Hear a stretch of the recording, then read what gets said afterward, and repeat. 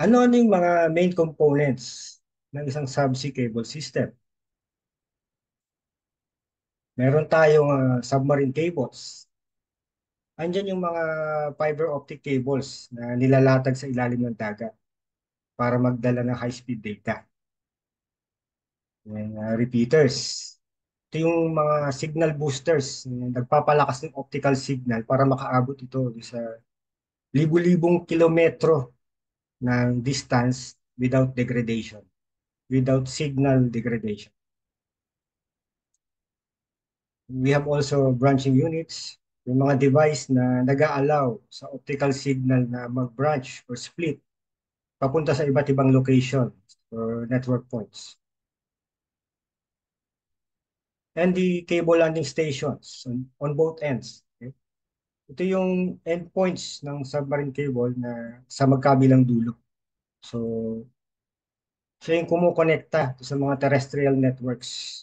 Siya yung parang nagko-connect ng terrestrial networks to the subsea cable system. Ayan, yan yung itsura ng submarine cable. No? Isa-isahin natin yung mga layers niya. So we have the polyethylene sheeting. Ayan. Ito yung matibay na outer layer na nagpo-protect laban sa salt water, pressure, harsh deep sea conditions. We have steel armor. Karagdagang protection yan laban sa mga fishing activities, anchor damage, iba pang mga underwater hazards. May fillers din siya.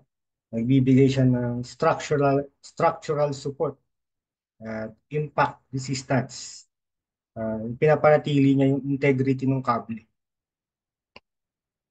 Ayan, ito yung bida rito, yung mga fiber optic cables. Dito dumadaan yung internet data. Ayan, yung mga TikTok videos natin. Hindi pala. Yung mga YouTube videos, mga global financial transactions, telecommunications, cloud computing applications. Then yung electrical conductors. Ito yung nagdi-distribute ng power sa mga offshore equipments tulad ng repeaters, ng branching units para mapanatili niya yung operation ng system. Ayan, ito yung cross-section ng isang subsea cables. Nakita niyo yung kanyang ano. So, ito yung yung kanyang electric conductors. Palibutan siya ng puti, yung dielectric yan eh. And then, may mga feelers yan, yung mga fiber optic cables. Kita nyo? Yan. Maliit. Maliit lang yan talaga. Uh, yan yung cross-section niya. Next, we have the repeaters. So, ito yung nag-amplify ng optical signals to maintain the signal strength over long distances. Thousands of kilometers ang pinag-uusapan natin dito, mga ka-Gen Z. Shown in the photo, some of the parts of the repeaters. Naku, yung pointer. Ayan, ito yung mga parts niya. You have the buffer, cable termination.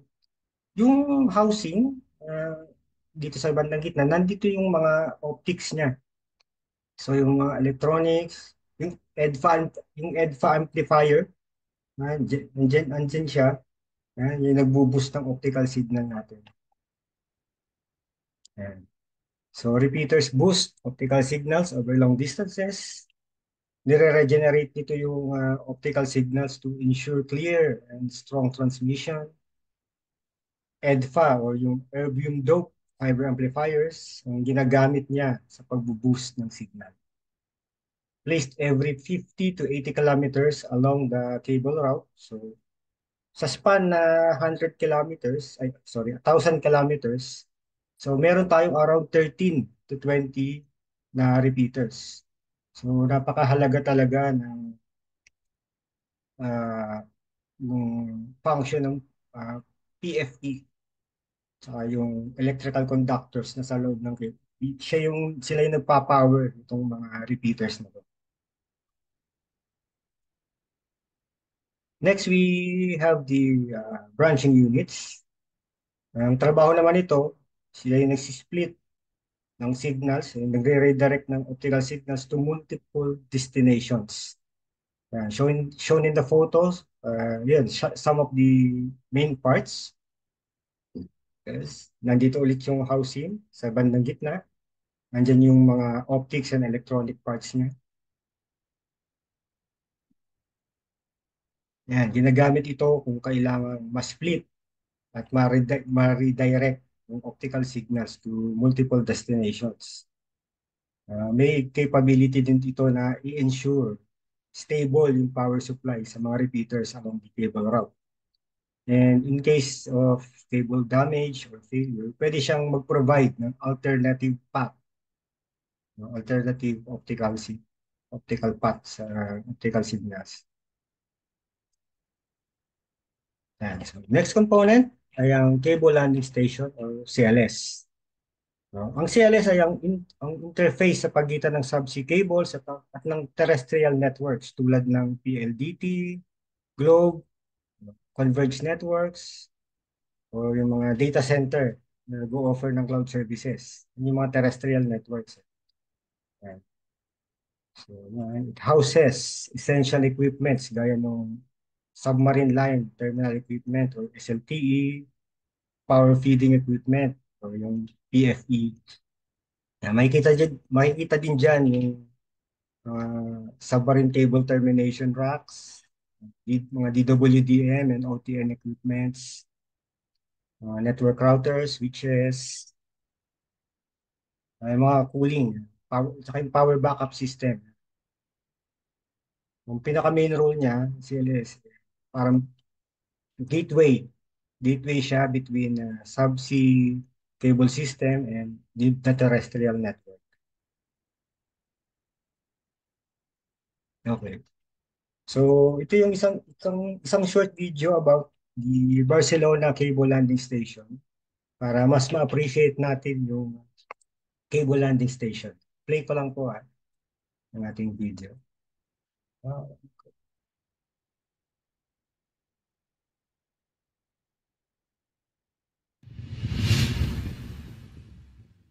The start of the Barcelona cable landing station turns the city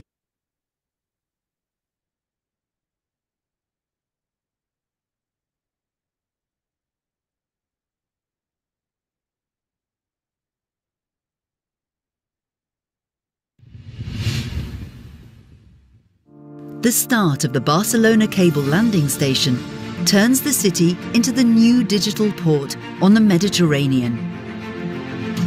A first-class international connectivity hub in a city that is leading the charge in innovation in Europe and ranks at the top for creative talent, entrepreneurs and technologists.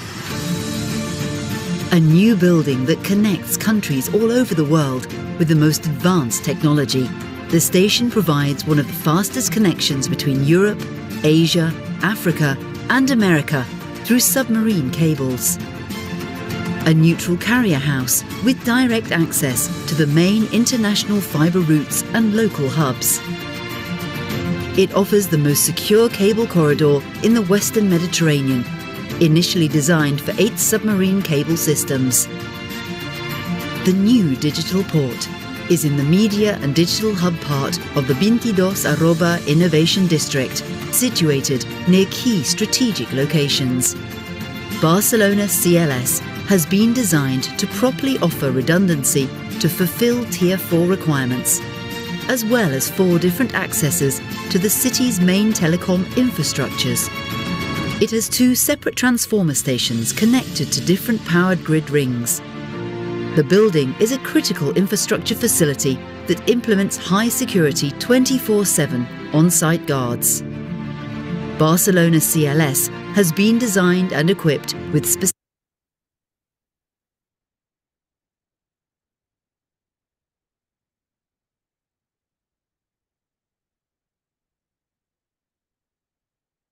Hello. So, naglolo ko yung ating video.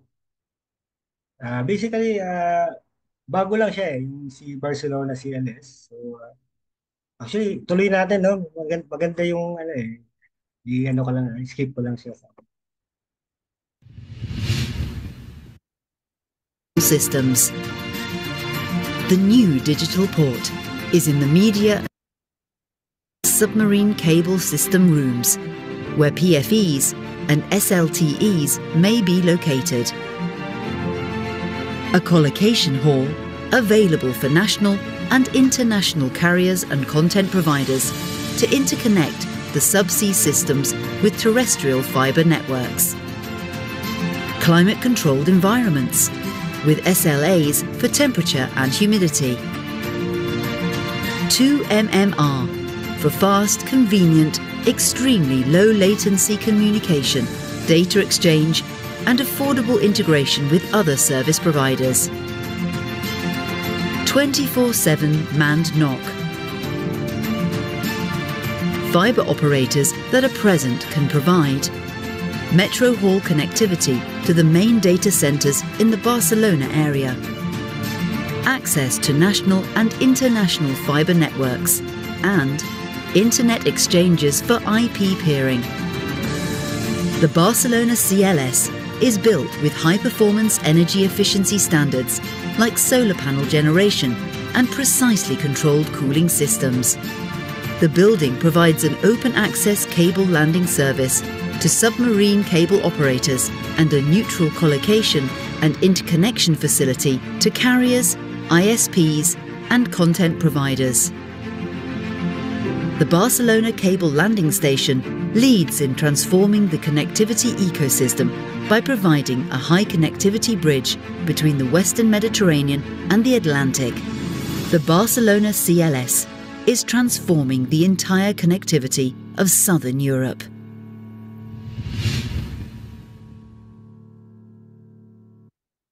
Okay. Meron tayo niyan. Marami rin tayo niyan. Kila PLDT, si Globe, meron din si Globe eh. Dalawa. Si Converge, meron na rin siya sa Baler, sa Davao.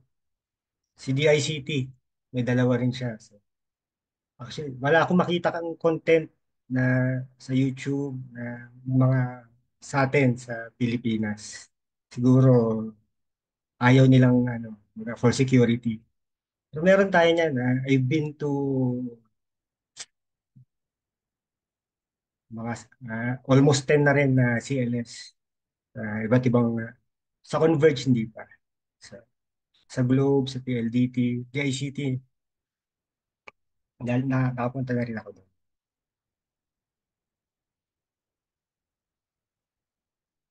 Okay. Ayan, so ano-ano ba yung mga key components ng cable landing station?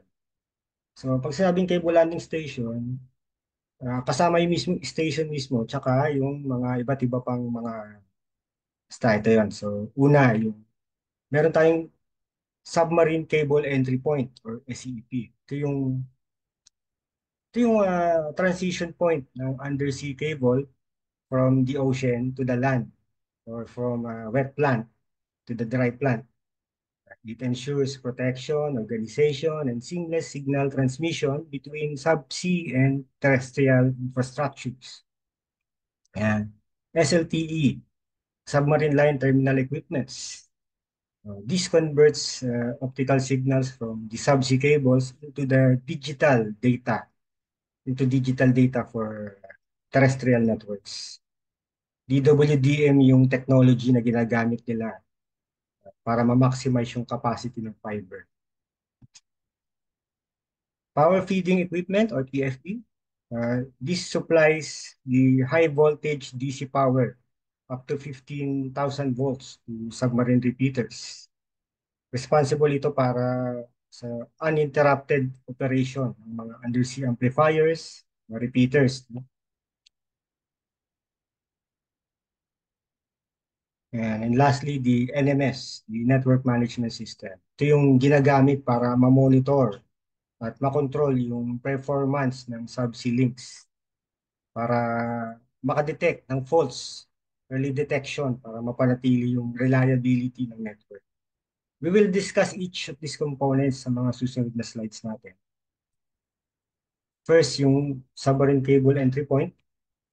Yan.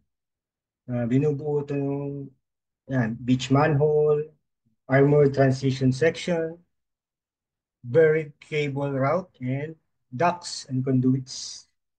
So itong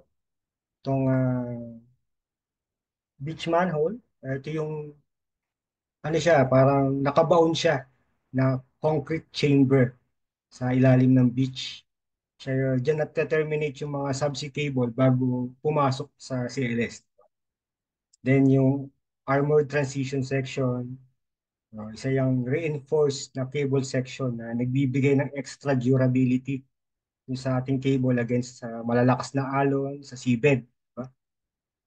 Then yung buried cable route, saka yung cable ducts, yung conduits, ito yung underground pathway ng cable papunta sa CLS.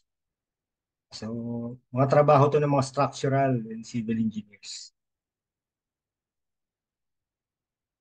Next ay yung submarine line terminal equipment or SLTE. Ayan siya. Okay.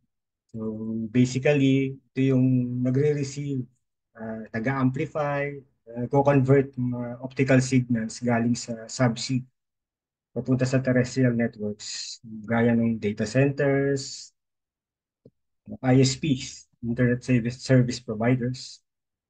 And as you can see sa photo, iba-iba yung size and form factors ng mga SLTE. Depende yan sa capacity ng network o yung system na sinuserve nila. Yung mga system na naka-terminate sa kanila. Key functions ng SLTE, optical signal processing, so, yung signal amplification, yung signal modulation, demodulation, etc. Error correction and error correction using FEC. Forward error correction, ito yung nagpapahaba ng reach ng optical signals gamit yung advanced error correction niya. So yun, na-mitigate niya yung mga attenuation, mga nagpapahina ng signal na mas humahaba yung reach ng ating signals. Wavelength management using DWDM technology. And this increases the fiber optic cable capacity. Gamit niya yung dense wavelength division multiplexing technology. Network monitoring and diagnostics for real-time performance monitoring ng system para maiwasan yung mga network failures. Key global SLTE vendors. We have Shena Corporation, Huawei Marine Networks, NEC Corporation, Alcatel Submarine Networks, and Infinera Corporation. So, note, as of February 2025, Nokia sold 80% of its shares in Alcatel Submarine Networks to the French government. So, kay French government na yung 80% ni Alcatel Submarine Networks. At the same time, in-acquire naman nila si Infinera Corporation. So, 100% kay Nokia na si Infinera. So, FYI. Next is the power feeding equipment or PFE. So, yung PFE, yan yung nagsusupply ng DC power sa mga undersea repeaters. Doon lang sila nakafocus sa undersea repeaters. Iba yung nagpa-power ng mga equipment sa loob ng CLS. So, yung pinaka-focus nila, yung repeaters lang talaga. Sinisiguro nito na yung optical signals, siyempre amplified, uh, transmitted efficiently, free from degradation, and over long-haul submarine cable systems. Key functions ng PFE, mag-supply ng stable at continuous power sa mga submarine optical repeaters para ma-amplify yung mga optical signals over thousands of kilometers. Voltage regulation and monitoring, redundancy and fault protection, and grounding and safety management para maiwasan yung mga electrical hazards, maproteksyonan yung mga equipment. Next, yung NMS, Network Monitoring System. Ito yung centralized platform na ginagamit para ma-monitor, ma-troubleshoot, and ma-optimize yung mga subsea cable systems. Sinisiguro niya ang 24/7 reliability, security, and real-time fault mitigation para maiwasan yung service disruption sa mga global data transmission natin. Key functions ng NMS, network monitoring and fault detection, traffic management and optimization, gaya ng mga bandwidth allocation, load balancing. Other key functions, security and cyber threat management, incident response and recovery, and power and environmental control. So yun, minomonitor niya yung power supply na yung mga power supply na nanggagaling sa PFE para masigurado nga na uninterrupted yung DC power ng mga repeaters.